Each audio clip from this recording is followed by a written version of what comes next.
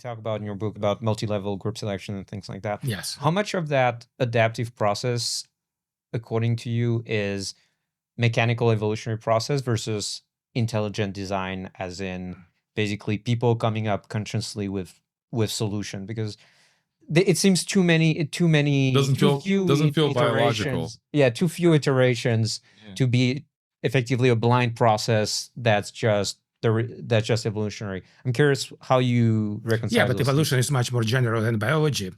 Evolution is obviously a cultural, social evolution, but also, stars, evolution of stars, and all kinds of things. So it's much more general thing. So, well, you raised actually several questions, several issues. Let me try to address them one by one. The first one is how much is intelligent design and how much is the blind watchmaker, right? For example, there is, my answer is both, and also it's sometimes hard to tell the difference between them. So if I introspect on myself, how do I come up with theories? All right. So, I ask myself, okay, wow, this is some kind of interesting empirical pattern. What could explain it?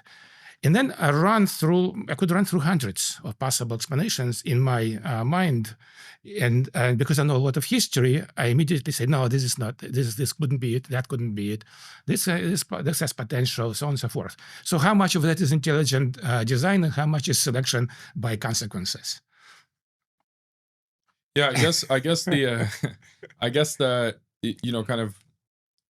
there's this maybe what feels like a tension between your ideas and the ideas of like the great man theory of history, right? But if you include the fact that the great man could just come up with a better way to organize people, then and that's also evolutionary, right? Like if one society has someone with good ideas that convinces everybody to follow them, then you get a evolutionary change, right? So I think it's like, from that perspective, as long as you're willing to include that type of that in the evolution. Oh yeah. No, the role of individuals, I'm not denying that. In fact, this is something that we are trying to figure out how to collect data on. But how much do you know that this great man was actually such a brilliant person, or how much he was just lucky? So he came up with a crazy idea, and it worked. It worked because we now know it worked, but somebody else, 10 other people came up with crazy ideas, and that didn't work. This is selection by consequences. And also, when you are trying to design institutions, right? You cannot really, human person cannot really do it. Some brilliant people may have intuition and things like that, but you have all these unintended consequences. So I grew up in the Soviet Union, and at first, Bolsheviks were creating new institutions left and right. They abolished marriage, for example.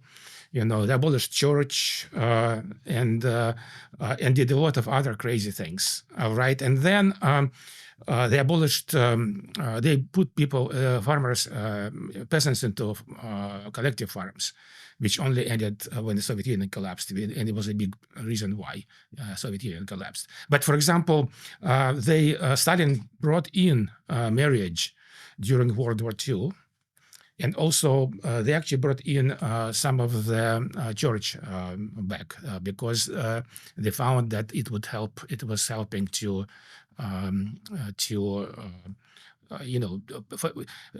people. If a soldier who could not leave to his significant other, all right, pension or whatever, would be not quite as willing to risk his life. Let's put it this way. I'm not formulating it very well, but if you have pensions for widows, right, of soldiers are much more likely to risk their life. Many soldiers are more likely to risk their lives. So, maybe I'm getting too much into the nitty-gritty here, but the point is that many of the institutions that have been proposed by brilliant individuals, they were either bad or lethal. So think about this guy Jones and his cult who suicided in Guyana, But right? that's like a very evolutionary outcome, right? Like you Yeah. get it's So clearly he self-contained. thought it was a good idea, and they thought it was a good idea, but all I actually ended poorly. I have a question related to this. I think, your theories, it kind of reminds a little bit, not in the content, but in the kind of scale. It does have like a flavor of Karl Marx in the sense that it like explains history, right? So Karl Marx had like a theory of history. Do you think like in 30 or 50 years you'll get like a Lenin of your theories? So some crazy guy that kind of misunderstands everything you wrote and launches some kind of jihad, against against the way things are based on like the Turchin body of work? Do you think there's like a possibility of that? Well, I hope not, because we are actually it's very different from Marxian theory. Marxian theory, I think the utopia is missing. I was thinking like, what's the main difference? Well, it's hard to build like a crazy plan around it because there's no like utopian end that you can aim at. I think Marx kind of promised like there would be a utopia, which is probably where the biggest risk was, like in terms of people taking it and like doing something. But I do have a utopian end in mind. So it means that we compete without killing each other. Okay. That the science and technology continues to develop, that well-being of people continues to increase, and we'll start living decent amount of time. I mean, it's ridiculous. 80 years, it's nothing. Yeah. I would like at least 500 years because so that's in fact in some I read a lot of science fiction, right? It's all at home, not here, but it's many of them actually assume a fairly utopian world, even though there's still nasty things and interesting things may be happening, but there are actually much better well-being of people. Let's see. That's my well-being broadly understood, not just health and money, but also intellectual and social well-being. Thank you for your time. All right.